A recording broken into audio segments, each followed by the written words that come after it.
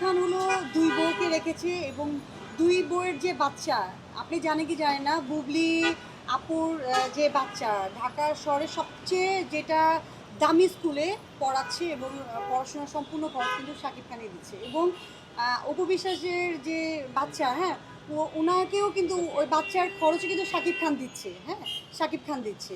এবং রিসেন্ট দেখবে কিছুদিন পরে শুনবেন যে বাইরের দেশে সে পড়ার যত খরচ সব দিচ্ছে, বুঝছেন ভাইয়া?